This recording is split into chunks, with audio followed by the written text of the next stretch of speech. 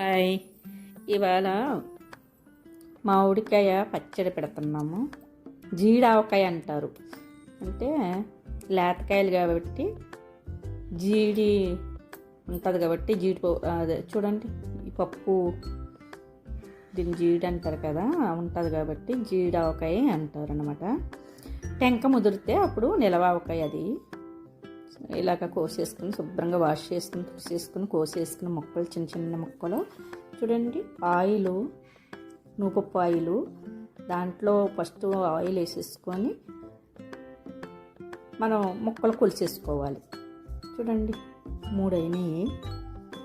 3 కప్పులకి ఆ నూనెలో బాగా కలిపేసుకునే ముక్కల్ని ఉప్పు, కారం, ఆవపిండి బాగా పడుతుంది అన్నమాట.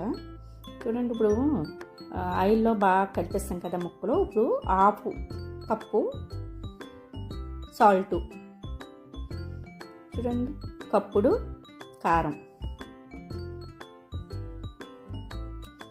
హాఫ్ కప్పు ఆవపిండి. చూడండి, ఆవపిండి హాఫ్ కప్పు సరిపోతుంది. మనం కొంచెం మెంతులు వేసుకోవాలి. వెల్లుల్లి రేకలు పొట్టుతో వేస్తేనే బాగుంటుందండి.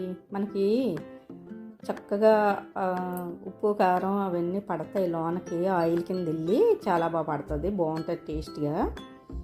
ఇలా బాగా వేసేసుకుని బాగా కలుపుకొని చూడండి, కలిపేసుకున్న తర్వాత ఇది మూత పెట్టేసి 3 రోజులు ఉంచేద్దాము.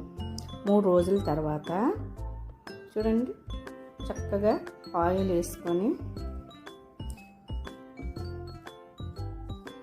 చూడండి, ఇలా మూత పెట్టేస్తే 3 రోజులు ఉంచేస్తాం కదా.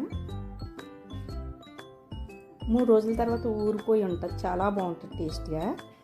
చూడండి, ఇప్పుడు 3 రోజులు అయిపోయింది కదా.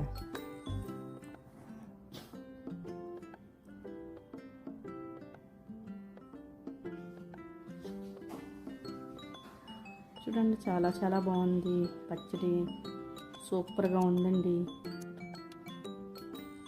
3 రోజుల తర్వాత చక్కగా కలిపేసుకొని నీట్గా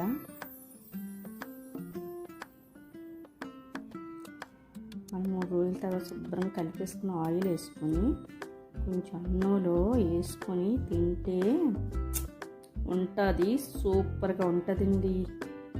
చూడండి ఎంత మంచి వాసన వస్తుందో.